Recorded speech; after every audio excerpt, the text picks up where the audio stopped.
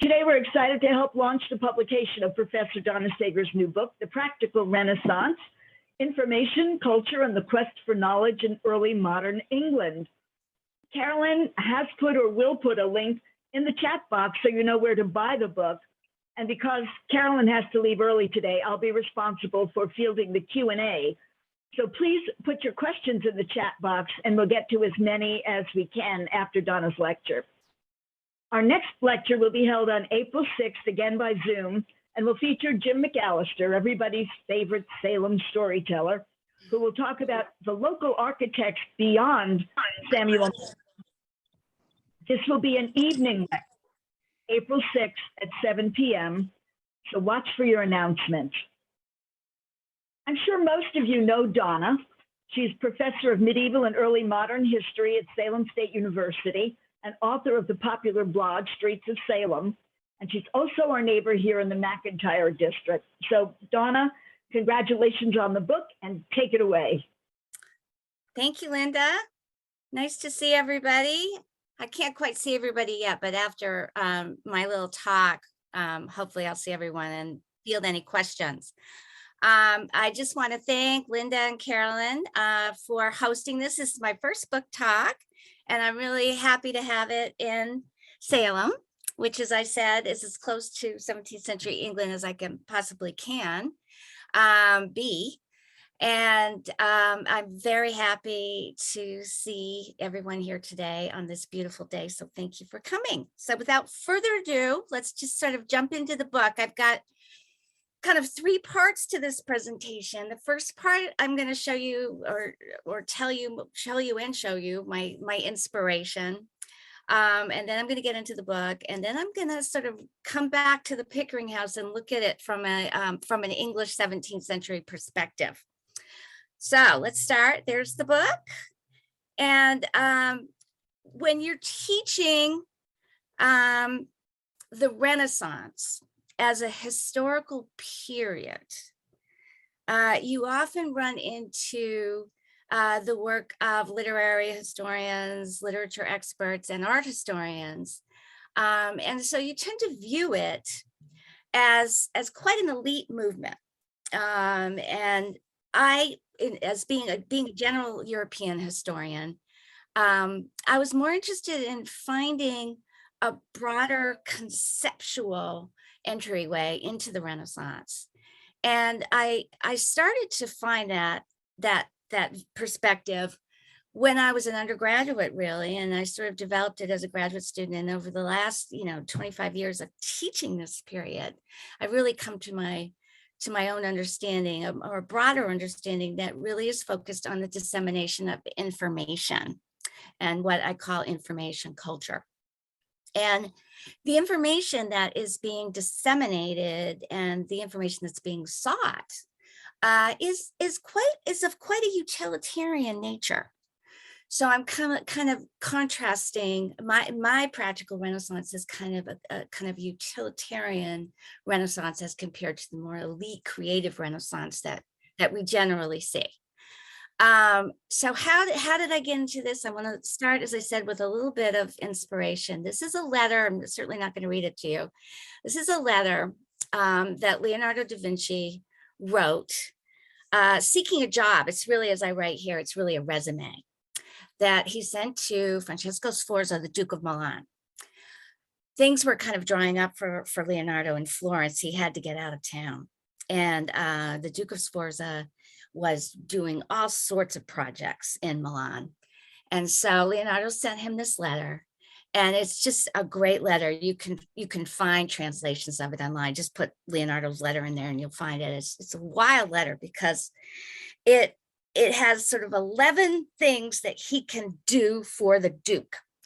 And he has no humility whatsoever. It's totally over the top Renaissance document. I mean, he can do anything. He can move water, he can move air, he can do anything. But of the 11 skills that he is offering, only the last one is artistic.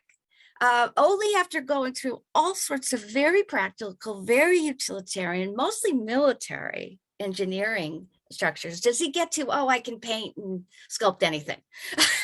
It's really, he's not leading with anything artistic whatsoever. And I read this when I was an undergraduate, and I said, wow, that's a kind of interesting take on the Renaissance. And so I've always been interested in it.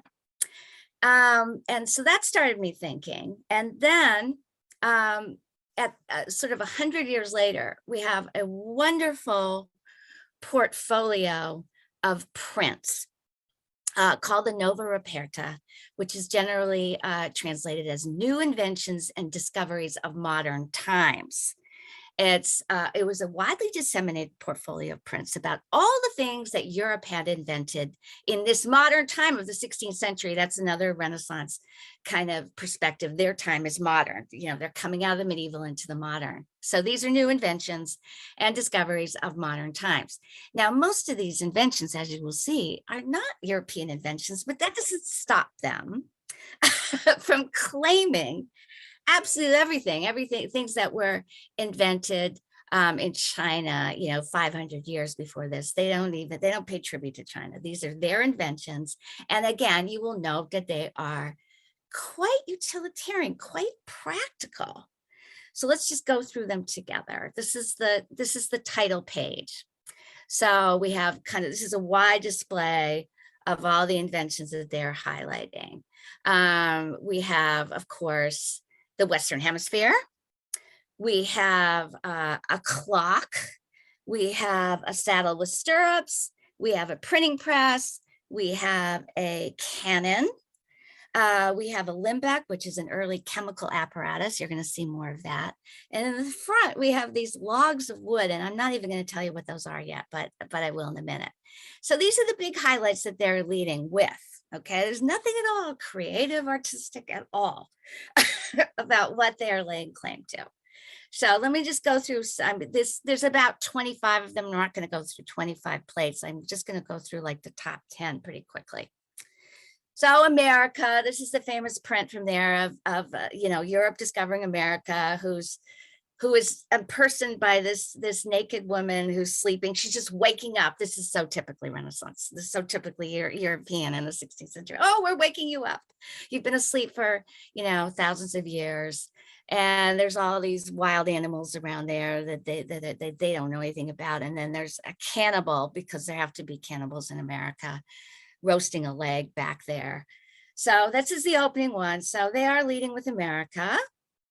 And of course, they found America by the compass. This is the invention of the compass, and you have other navigation instruments here as well. The compass, of course, was invented in China years before this, but Europeans are laying claim to it. Gunpowder, thunder and lightning made by hand. Another Chinese innovation that the Europeans are claiming. And I will tell you, back to Leonardo's letter, about 10 of the items that he is offering the Duke are how to counter gunpowder and how to use gunpowder. So gunpowder is pretty important. The printing press, of course. Okay, and I'm putting them in order. I put the numbers up at the top, as you can see. I'm putting them in order. I'm not exactly sure that this is an order of importance, but still, I think the order is important. So I am putting them in order. Clocks, which is not a Renaissance invention. Clocks predate the Renaissance, but again, they'll claim it. This has to do with the logs of wood that you saw on the title page. In the 16th century, Europeans are obsessed with a particular disease. The plague, smallpox, this is raging everywhere. They're not at all. I mean, they're very concerned about these things, but the number one disease that they're really, really concerned about is a new disease that came from America. Sometimes it's called the American Revenge, and that is syphilis. And so the theory was that since this disease came from America, the cure for it must be found in America. So they had isolated a particular tree found in South America called the guacum tree and made a cure for syphilis. What they called a cure for syphilis, it was not in fact a cure for syphilis, but at this point in time, they thought they had found a cure for syphilis, and they were pretty damn excited about it, which is why you have those logs on the title page. Distillation. Okay, this is, you're going to see this running through my book all the time. The ability to alter substances is very, to transform substances. It's very important to the Renaissance mentality. This is going to lead us down many routes, medicine, and ultimately into, modern chemistry. Alchemy is sort of separating from chemistry at this point. So this is something that is extremely important. Silk, okay, which of course, the Silk Road to China. I mean, China has had silk, the secret of silk, for centuries. But the Europeans, in their typical Renaissance fashion, are claiming it for themselves in the Nova Reperta.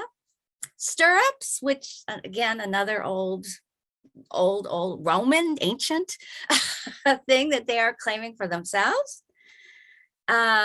And look at, I wanted to give you a quote because there's this constant kind of text that goes with the images to claim, the innovation of this age in every way. So water mills, whoever thinks that water mills were invented in ancient times is all wrong. We invented them. And here we have sugar refining, which is going to lead to all sorts of consequences in the emerging Atlantic world. Those are the sugar cakes right on the side, which is how sugar was sold in markets, in early modern markets. Sugar, I don't say too much about cooking, although there is cooking in my book. The general theory of early modern wholesome food is the whiter and the sweeter it is, the better it is for you. So sugar is not an evil. It's something to really herald as a healthy food. So the last one, oil paint. Again, just like Leonardo's letter, they leave, the major creativity that we associate with the Renaissance is last from their perspective. It's the end from their perspective. They are really emphasizing all of these utilitarian things, these utilitarian inventions that they have stole or transformed from other places, and into how their daily life is improved in a very utilitarian way. So that's the spirit that I see in the Renaissance as a period as a historian. And that's the spirit that I'm trying to capture, that I tried to capture in my book. Okay. And that's why I called it The Practical Renaissance. Oh, I forgot I put this one in here because I love it so much. This is my favorite, very favorite print. It's eyeglasses. Again, they didn't invite eyeglasses. We have eyeglasses in the medieval period, but they're all wearing these eyeglasses, and there's the eyeglass sign. And this is just my favorite print by far. So I wanted to put that in there as well. Okay, so here's the book. And this book is specifically on England. The other thing to realize about the Renaissance as a historical period is that it's rather long. We usually, start it somewhere in the 14th century and go up to about 1600. And we have, of course, the Italian Renaissance and then the dissemination of Renaissance ideas and humanism and philosophy and mentalities across Europe. And there are national variations on each Renaissance. And England is very behind the times in the 15th century, while most of the continent is experiencing a Renaissance. So they pick up this sort of Renaissance movement rather late. And I think that their variation on the Renaissance is particularly practical and particularly utilitarian in its expression. So my book starts around 1500 and I'm ending in 1640. So it's late Renaissance from a continental perspective. And the major sources for my analysis in my book are printed books, and books that are quite small for the most part, and in the vernacular, in English. And they're catering to a market of, urban dwellers, merchants, and gentry.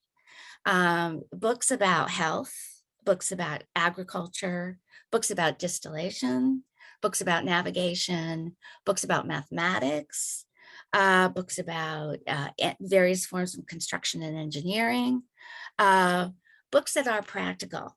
And these books keep getting reprinted throughout the period that my book covers. So they're popular books. They're popular vernacular books. The literacy rate in England over this period, at the beginning of my period, the literacy rate is relatively low, maybe 20% of adults. But by the end, it's risen to about 60%. So, so this is not, these are not books that, peasants, laborers are going to be reading, but the information in these books trickles down, and we see the format of the books change and become more commercial as the period goes on. So they are something, they are a product that is being marketed and that is popular. This is an illustration from my book called The Book Fool. Okay, it's from a very popular late medieval publication called The Ship of Fools. And the author of The Ship of Fools sort of identifies different fools in contemporary culture. And the book fool is a guy who just collects books, but he never really reads them. They're useless books. They don't do him any good. He just collects them to have a beautiful library, but they give him no knowledge whatsoever. He just kind of looks at them and touches them and takes pride in his library. And this is an explicit criticism of people who acquire books, but the books don't have anything meaningful to give them. So the books that I am looking at in my book are the opposite of that, and the men that are reading them are the opposite, and women, I should say, that are reading them are the opposite of this book full. They are seeking very utilitarian information to improve their lives, to improve their land, to improve their households, to improve their skin, to improve their hair, everything. Very basic, very utilitarian. So the big sort of push comes from books of health, books concerning health. I think these are the leaders, and they are the most popular books published in England in the 16th century, second only to religious books. Okay, people wanted to buy books that would help them improve their health. This is the beginning of preventative health. I want to remind you, this is a precarious world that these people live in. We have plague, pandemics, every generation. We have terrible plague early in the 16th century. And in the second half of my book, there's basically a plague every 10 years. On top of the plague, there is the dreaded syphilis, which is driving a lot of research and analysis into health. Smallpox is a terrible, terrible disease. It reaches everybody. Queen Elizabeth had smallpox. We also have all these influenzas that are kind of unidentified influenzas that are happening every generation or so. In the early part of the 16th century, we have this still very mysterious English sweating sickness, which no one really knows what it was. It had 3 major pandemics and then disappeared. So all around them are these precarious and threatening diseases. So the response of people is they wanted to strengthen their bodies so that they could resist these diseases. They wanted to do that by any means possible. This is probably what you see here. This is the title page of probably the most popular health publication in the 16th century. It was reprinted all the time, like every other year it was reprinted all throughout the 16th century. This is Thomas Eliot's Castle of Health. A title kind of says it all, Castle of Health.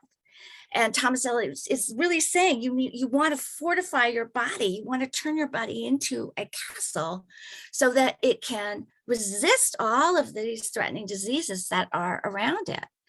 And you also, let's read it together. The Castle of Health, gathered and made by Sir Thomas Eliot Knight out of the chief authors of physic, which is just medicine, whereby every man may know the state of his own body, the preservation of health, and how to instruct well his physician in likeness that he may not be deceived.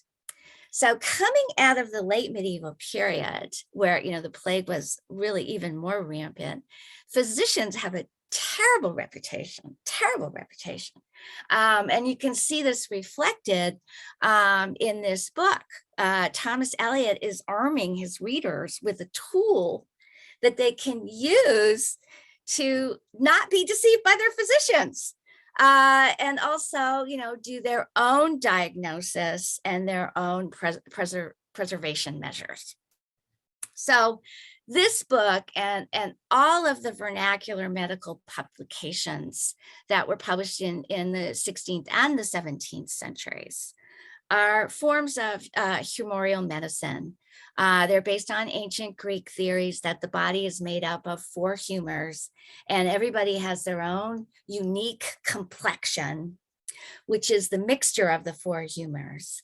And when you are ill, that is a sign of imbalance of the humors. So you always want to strive for balance.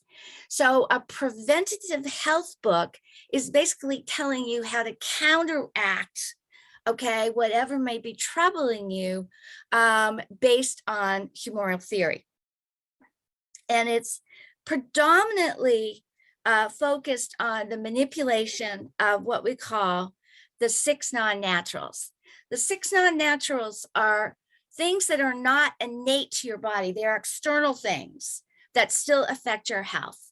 So the air that you breathe, the food that you eat, and the drink that you drink, how much rest you have, when do you sleep, and for how long, how much exercise you have, excretions and retentions. I'm going to let you, go with your imagination with those ones, and also your mental state. So we have in Thomas Eliot's book, there's just regimens. He calls them regimens. This is regimented medicine. You find your temperament. You might be a phlegmatic person. You find a regimen that you can follow and you practice it. Okay. One thing that runs through all of these books, no matter what the topic is, the focus on practice, practitioners. Okay. Here you can be a practitioner, to prove your health. You can find, how should you situate your house? If you're going to build a house, how should you situate it to get the best air for your temperament? What should you eat?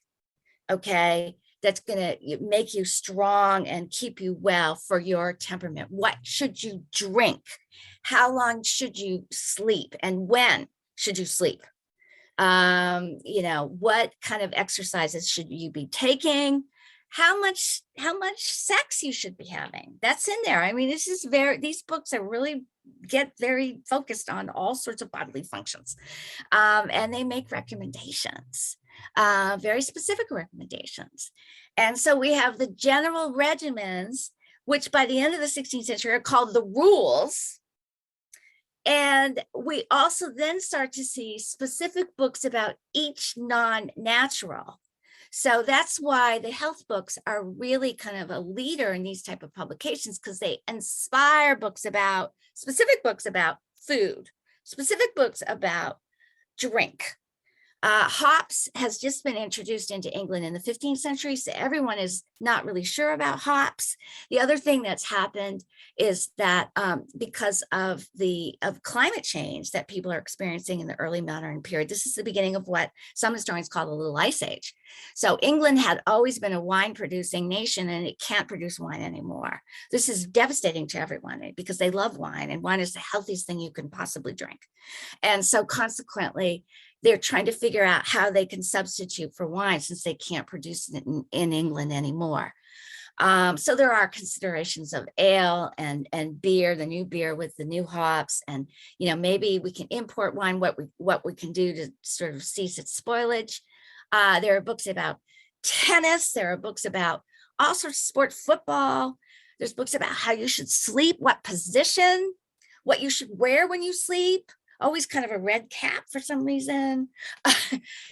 there's this odd thing that we don't seem to have, but they had this period of wake where everyone would wake up in the middle of the night and be awake for an hour, and what you should do during that time. Not have sex, don't have sex. But then, so there's all these very specific things, including sort of emerging psychological theories at this time, in reference to mental affections, and your sentiments. So this, the general regimens break down into a whole array of more specific books, giving all sorts of recommendations about every aspect of maintaining your body in a perfect state. This is just one here about food. This is all about food. Another thing that you see in these publications is a lot of the content is coming either from the ancient world or for the continent. And so we're starting to get sort of national variations. So that's why health's improvement or rules comprising and discovering the nature, method, and manner of preparing all sorts of foods used in this nation. So this is an English diet, okay, that Thomas Moffat is introducing us to. So just a cascade of publications following here, many derivatives. We have specific regimens for university students at Oxford and Cambridge.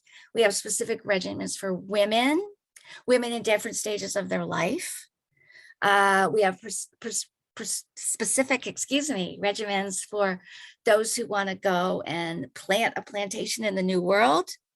We have specific recommendations for people who want to live a long life.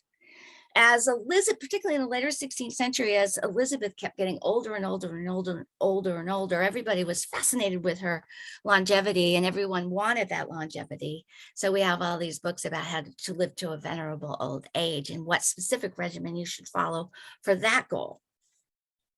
So they go down into, as I said before, books on cookery, exercise, where to situate your house, how to sleep better, how to conceive, how to lead a good life in every respect. So in the 17th century, you kind of get these titles, every man his own doctor, and that's the sort of ultimate kind of end of these health books that begin at the beginning of the 16th century. At the 17th century, it's every man his own doctor, and sometimes every woman her own doctor. This is just a really, I cropped it too much for here, but this is an illustration that I have in the book about swimming and how to swim. And it's all sorts of positions of swimming. And you can't, I'm sorry, I really cropped it too far. There's a guy like taking off all his ruff and all this stuff to get ready to jump in. And we also have different writing. We know people are using these books. I'm going to show you later on about how these books are used because of the writing that we see in them. So women are really starting to be a market and a marketing tool. Women are kind of at the intersection of a lot of the directions that are coming out of this prescriptive literature. This is a few pages from a book called The Widow's Treasure, and it's what we call a recipe book. Recipe books in the 16th century were not specifically cookery books. They were also for medical recipes and just all sorts of recipes. As you can see here, I wanted you to see the sheer randomness of some of these 16th century recipe books. For an ague, it's a fever, for the toothache, to keep venison fresh a long time, to keep it from rotting after it's newly slain. Preservation is a major responsibility for women, as you can well imagine. I mean, they're always trying to keep their food from rotting. So preservation is not just about the body, it's about all the food. And against drunkenness, hygiene, cleaning. So these recipe books start to appear in the later 16th century. And again, over time, they become better organized with chapters about cleaning, chapters about cooking, chapters about medical waters that you can make in your own still room for your family. But in the 16th century, they're very random, and I just love the randomness is really funny. So they are very much at the intersection of a lot that is going on. We don't really have some prominent women authors until really after my period, the later 17th century. But you can tell that women are the target audience, and women's authority and knowledge is being used by authors in the 16th and early 17th century. Now here's kind of my hero. He is probably the closest that England comes to as a kind of Renaissance man who's trying to do everything perfectly in the 16th century. He's a very prolific author named Hugh Platt. And the other thing that's very interesting about Hugh Platt is he illustrates a change that's starting to happen at the very end of the 16th century. And we have the authors of utilitarian information they're not content to just put the same stuff in their books that everyone has been doing for years. They want to have more proven knowledge, okay? Knowledge that comes from experiments, knowledge that is more empirical, knowledge that's more original, knowledge that is proven. It's not just told, it's proven. And as you can see here, faithfully and familiarly set down according to the author's own experience. Hugh Platt was a gentleman. He lived in London, and he had an experimental garden. He had a still room. He just spent his life doing various experiments, and he was also responding to things that were happening in his lifetime. And he was living at a really turbulent time. The 1590s was a time where you have, it's the last decade of Elizabeth's reign. Elizabeth's been on the throne for nearly 50 years. People are very anxious about what's going to come after Elizabeth. At the same time, we have war with Spain. The Armada, the attack of the Spanish Armada, was only the beginning of a long, prolonged war with Spain that lasted until 1604. So we have serious war with Spain. We have some serious famines that happened in the early 1590s, and we have plague in 1593 and 1603. So he sees all of these challenges, and he's trying to respond to them with his own experiments and his own expertise, and he writes a lot.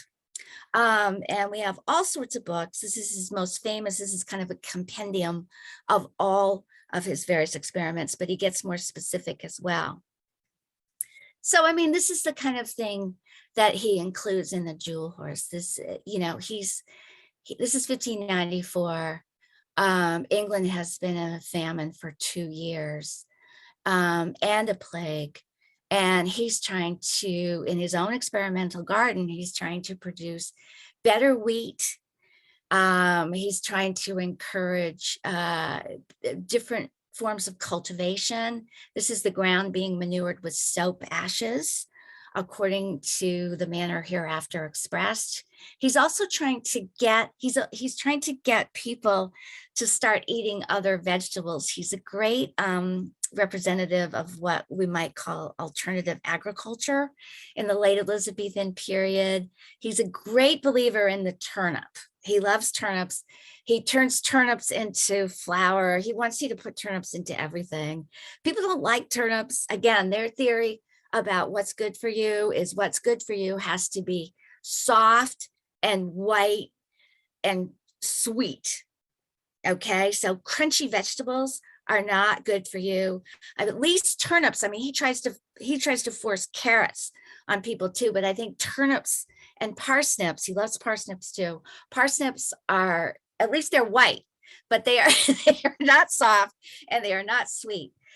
So he tries to change. Again, a big theme of this period is we can alter, we can transform. He tries to change their texture so that their nutrients can be found in other forms. So he makes parsnip cakes and all sorts of things. He's just doing random experiments all the time in response to what he sees as the needs of his nation. He really has a kind of a national appeal as well. So Platt is a big a distiller. Okay, and we are seeing all sorts of distillation experiments for medicine, for food.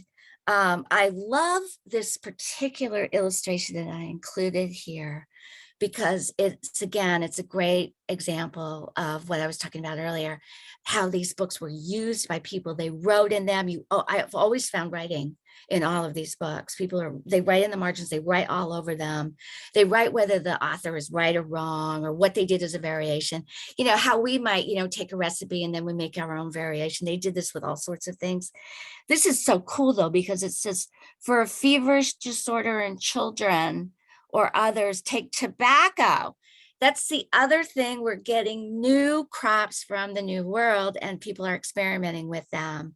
Tobacco was seen, everyone was so excited about tobacco because tobacco was seen as a very healthy commodity that could literally smoke all the illness out of your body. The only person who had doubts about tobacco was King James, the successor of Queen Elizabeth, but everyone else thought tobacco was just fine. So you can see that person is adding on to his or her distillation equipment, some things that she can do. So we're going to the derivative, just derived from other sources, into a more scientific a type of knowledge. I put scientific in quotation marks here because historians of science, it's a very special field, and I'm not a historian of science. Historians of science get very upset if you talk about true science, but before the 19th and 20th centuries. But at least it's empirical, okay? We're starting to see the beginning of the separation of chemistry from alchemy. We're starting to see a lot of specialization. My book is about vernacular medicine, so I'm not talking about professional physicians and professional surgeons, but they are really distancing themselves from vernacular medicine and are relying more and more on chemical medicine, on empirical medicine. And as I said before, there's increasing focus on national needs. So before we get to the national, I just wanted to show you one big theme that we see in this period is the emergence of the housewife.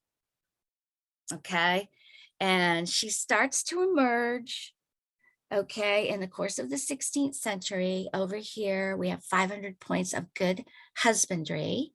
Agriculture is husbandry. And this book goes through multiple editions. This is the first edition that mentions that word. Also, 2 tables at the bottom, one of husbandry and the other of housewifery at the end of the book for the better and easier finding out of any matter contained in the same. And then about 20 years later, we have this book, The English Housewife, the inward and outward virtues which ought to be in a complete woman. So I will say that the trend towards specialization and professionalization completely excludes the work of the housewife, because as you can see here, the housewife this is prescriptive publication, right? But as you can see here, the housewife really is responsible for everything. She's got physics, surgery, cookery, extraction of oils, banqueting, ordering of great feasts, preserving of all sorts of wines, conceited secrets, distillations, perfumes, ordering of wool, hemp, flax, making cloth, dyeing, dairies, malting, oats. The list is endless. And here are some illustrations of signatures in this very popular book, The English Housewife, which I think would have been quite discouraging if I was a woman in 1620 and saw all the responsibilities that I had to have as listed in this book. But women liked it, they signed it. So making a big deep leap here into navigation, which is probably the last third of my book is focused on navigation. But before I can get to navigation, I have to do a lot of work on mathematics. And this is the work I'm the most proud of, because the history of mathematics is quite complex, but I could see that there was a huge problem. I mean, at the beginning of my period, people were still using Roman numerals. They were not using Arabic numerals yet. And there had to be like basic arithmetic before we could get to geometry and algebra, the underlying sciences for navigation. And I just think what happened in England was just nothing short of miraculous in the 16th century. The sort of the trend towards numeracy and the knowledge of navigation.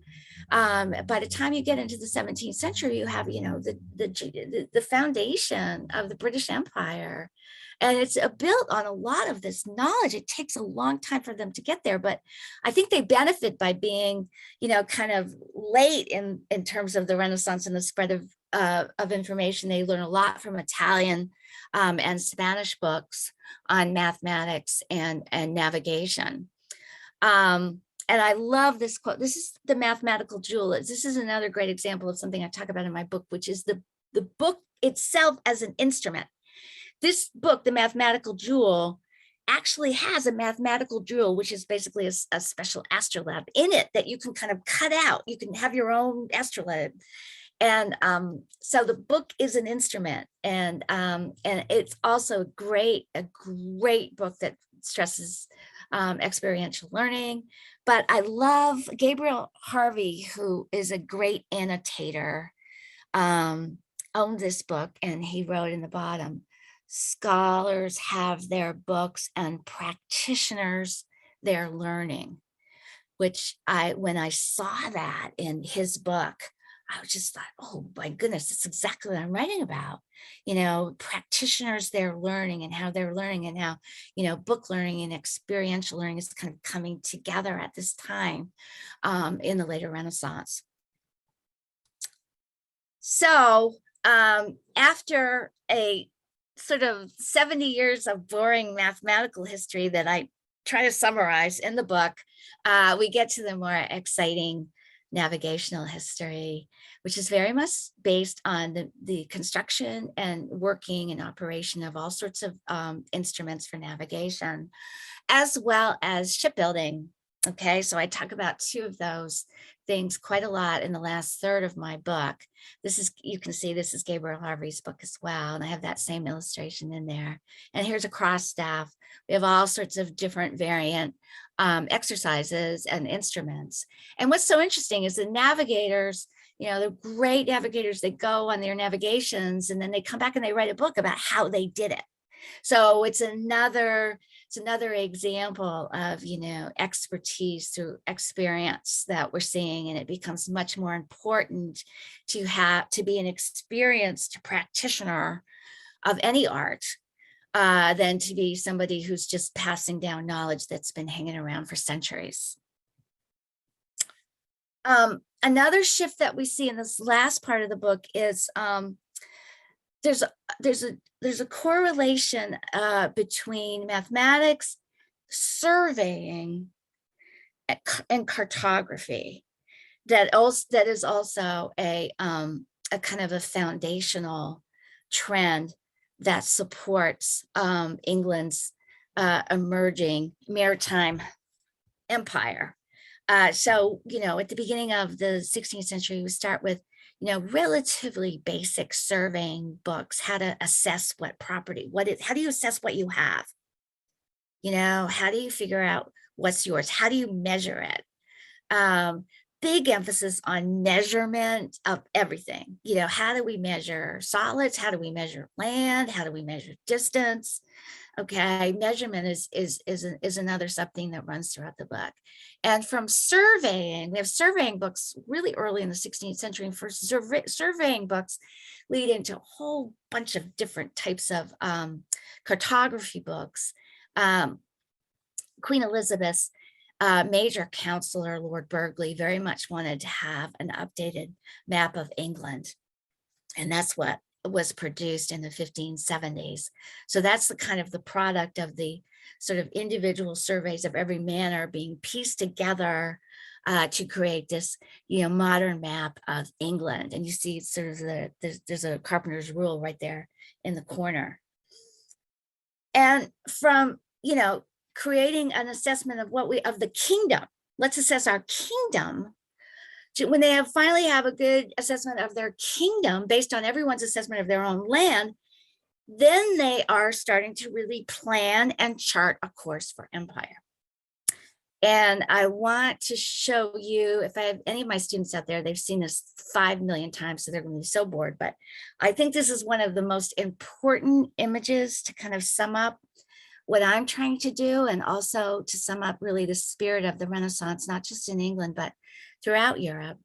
This is the title page to Francis Bacon's Great Instauration, which was published in 1620. And it's an image that works on two levels. It's a metaphorical image. You know, we see a European ship passing through classical pillars out into a wide open sea. These are pillars. They're called the Pillars of Hercules, which is a metaphor for the Straits of Gibraltar. So, and everyone would have recognized this at the time. So this is a ship that is sailing out of the enclosed Mediterranean, sailing out of Europe, out into the wide open Western Sea, the Atlantic, out into the world. But this is also a ship that represents Europe surpassing the ancient knowledge as represented by these ancient pillars, these classical pillars, surpassing that ancient knowledge and going out into a wide world of new knowledge.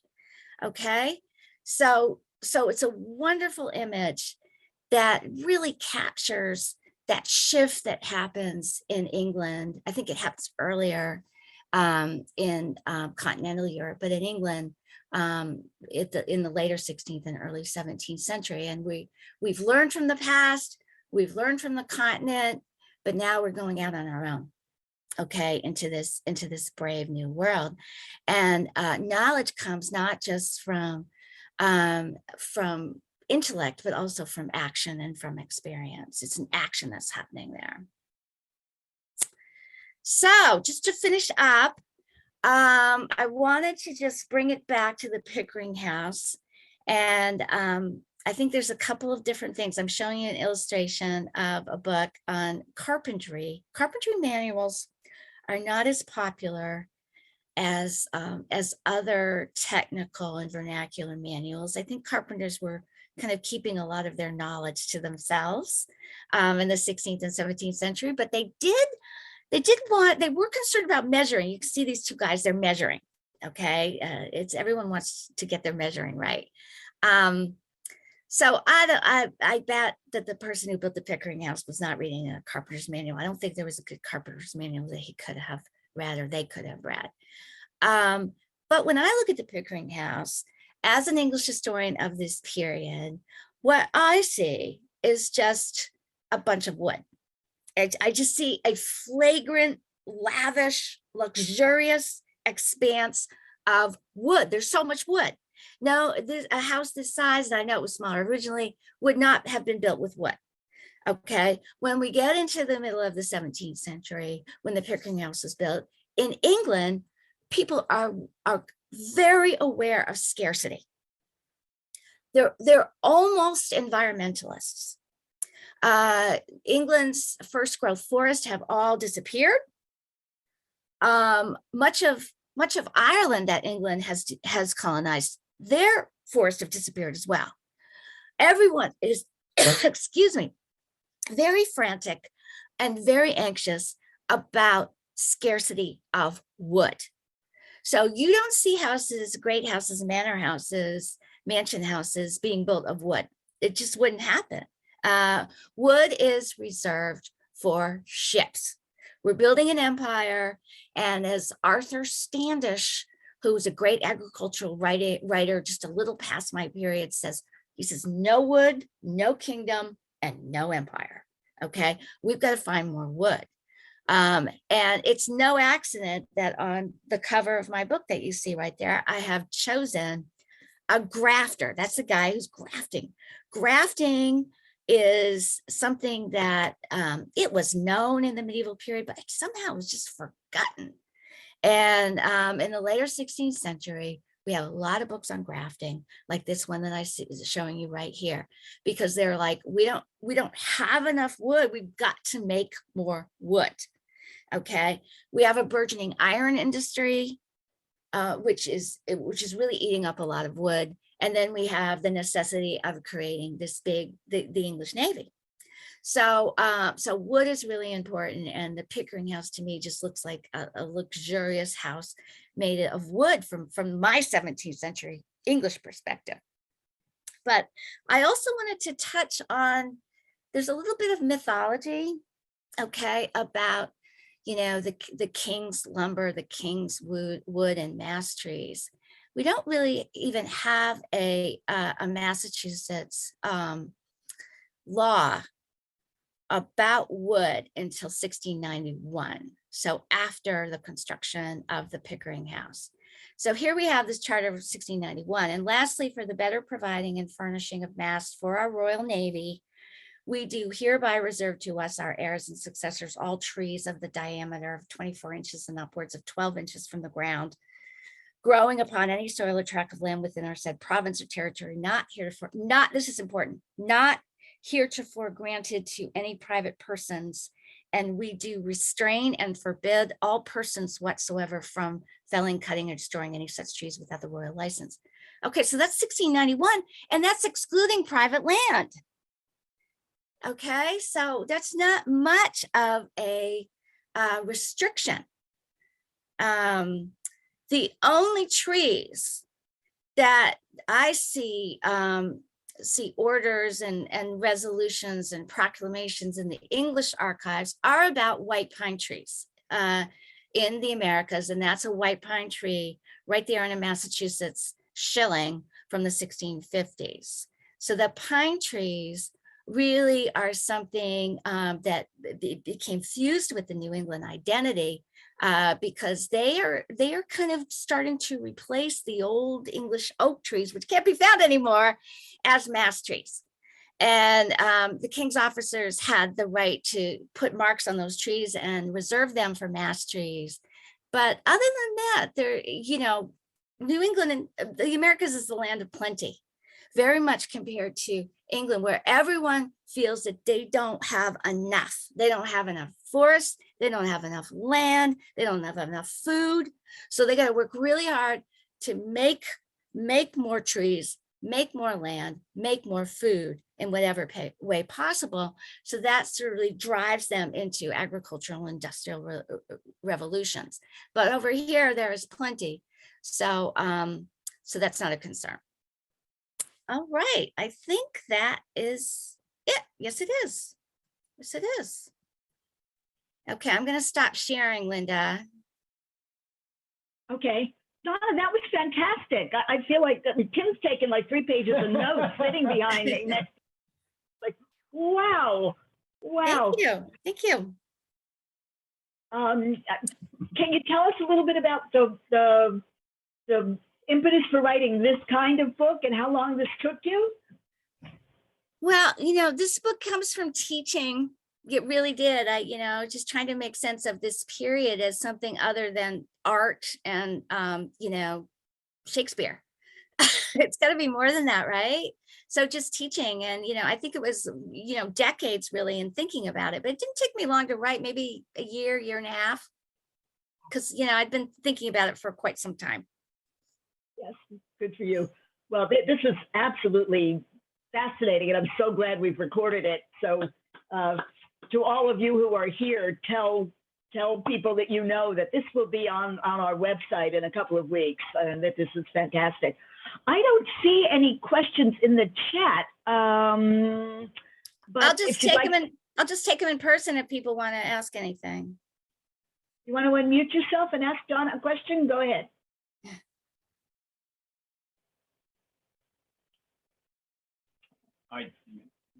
Tim, yeah, go ahead. Sure. Donna, in going through our library too, and found, I'm going to pronounce it incorrectly, Dummel's husband. Duhamel's. And it's quite a bit later. It's 1752, but the practical treatise of husbandry, wherein are contained many useful and valuable experiments and observations in new husbandry collected during a series of years by the celebrated M. Dummel, Damosso Yeah. of the Royal the Royal Society, blah, blah, blah. It's French. Well, no, it No, is English. oh, it is No, it is English? Oh, English. It's he's London, French. 1750s. But the same, not long after, and it looked like it was Tim Pickering's book, then given to the Essex Institute, then deaccessioned and back in our library. It's the weirdest course, but I'm almost certain that, like, for instance, when Tim goes to start negotiating treaties and negotiate something valuable for the natives, what does he really want to give them is these techniques of husbandry, all the science of growing food more productively, obviously to some degree to minimize the amount of warriors who are continuing to make a living and supply their food supply through weapons, in the natural boreal forest, which is disappearing. As you say, it's on in England. It's going to quickly disappear here too. To the point where there's like no trees in Vermont. Right. Yeah, I know in the 18th century you start to get concerns over here. And I'm sure then there's a double back of seeing how England dealt with those concerns a century earlier before of scarcity. There really is a lot of cool work now being done on this sort of insipid environmentalism in the early modern period, just because they're running out of things. Right, and it still reminds me, your description of Renaissance so reminds me, maybe you said, oh, they love to use the word modern. Well, boy, are we guilty? But so many of the think of this idea of pandemics. You start sailing the world. You go through those pillars, but what comes back? Syphilis. What goes out? Smallpox. So you get these global pandemics that people are just wave after wave. Smallpox, whatnot. All these diseases with some populations with absolutely no immunity, whether they and they're starting to try to cope with this. What are we dealing with? And again, look at a total repeat in the last couple of years. How do we deal with this? Masks were used, but anyway, to me, one observation I was having is, I guess the more things change, the more they stay the same. Mm-hmm. I often feel that way. Talk. Thank you. Very inspiring. It's going to be a great book. I'm sure. I can't wait to read it. Well, thank you. Anybody else? Donna, maybe Yeah. it's Shelby. Maybe I wasn't paying attention, but did you say where we can get the book? I don't think it's shipping from Amazon yet, although some of my friends have gotten it. But in the chat, Shelby, they put my publisher, Bloomsbury. Oh, if I looked at the chat, it would help. Yeah. There we go. Yeah. Shelby, the link is right there. I see it. Thank Great. you. Really neat. Pragmatism. I ordered mine as soon as you made the announcement, and I haven't gotten it yet, but soon. Couple of weeks. Okay. Yeah, it's dribs and drabs. My neighbor just got their order from Amazon, so. Great. Okay. Okay. This is a delightful way to spend a little time on this beautiful day. Now we can go out and enjoy what's left of it if people want. If not, we'll just mull over the role of women, which sounds like it was exhausting, and seems very familiar these days. Yes. Yeah. So thank you all for giving me an hour on this beautiful day. I appreciate it. Thank you, Donna. Thank you, Okay. Donna. Bye. So much.